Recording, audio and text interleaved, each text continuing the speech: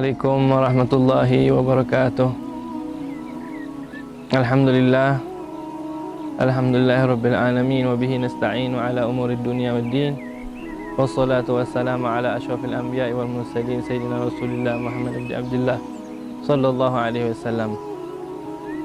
Ma'asyal hadirin wal mustami'in yarhamni warhamkumullah.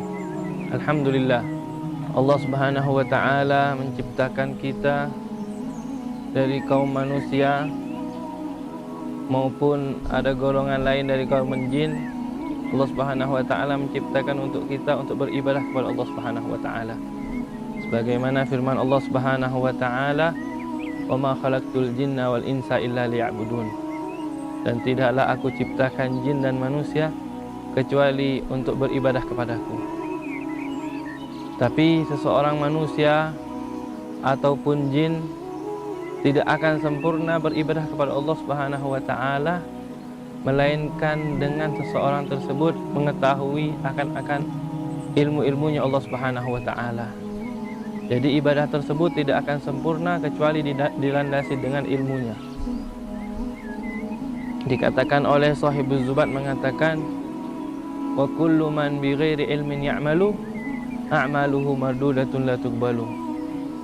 Dan setiap orang yang beramal tanpa ilmu, maka amal tersebut niscaya ditolak oleh Allah subhanahu wa ta'ala.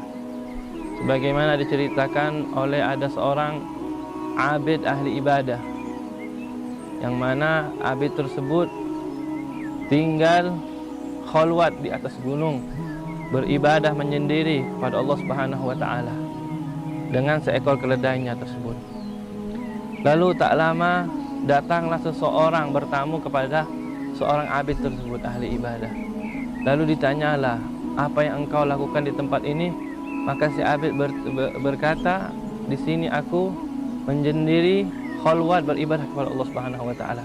Lalu apakah yang engkau gunakan dengan keledai ini? Lalu seorang abid tersebut yang tidak dilandasi dengan ilmu berkata bahwasanya keledai ini aku pakai untuk melampiaskan syahwatku ketika datang syahwatku. Maka seseorang tersebut ketika mendengar tersebut, mengetahui akan hukum tersebut, hukum seseorang mendatangi binatang, menikahi binatang, maka diberitahulah kepada seorang abid tersebut bahwasanya hal tersebut dilarang oleh Allah subhanahu wa ta'ala. Ketika seorang abid tersebut mendengar hal tersebut, maka menangislah seorang abid tersebut, menyesal akan ibadah yang selama ini tidak dirasai dengan ilmu hingga dia terjerumus kepada maksiat kepada Allah subhanahu wa ta'ala. Ini semua dampak akan seseorang tersebut ibadah kepada Allah subhanahu wa ta'ala, akan tetapi ibadah tersebut tidak dilandasi dengan ilmu.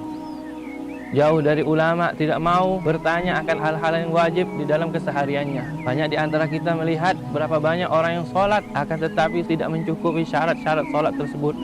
Rukun-rukun sholat, berapa banyak seseorang tersebut beribadah, akan tetapi auratnya masih terbuka, maka niscaya ibadah tersebut ditolak oleh Allah subhanahu wa ta'ala. Ketika seseorang beribadah seperti itu selama 10 tahun, maka niscaya sholat tersebut 10 tahun harus diulang. Karena kenapa?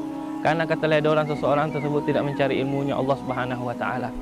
Akan tetapi batas mencari ilmu tersebut tidak terhingga. Bahkan dikatakan utlubul ilma minal mahdi ilal lahdi. Carilah ilmu dari buayan sampai seseorang tersebut kelahat, dari kecil sampai mati, itulah batas ilmu. Dikatakan oleh satu hikmah mengatakan, wa manfa'atahu ta'lim la yafutuhul mihrab, wa manfa'atahul mihrab la yafutuhul adab. Orang yang tertinggal akan mencari ilmu, maka jangan tertinggal di dalam mihrab.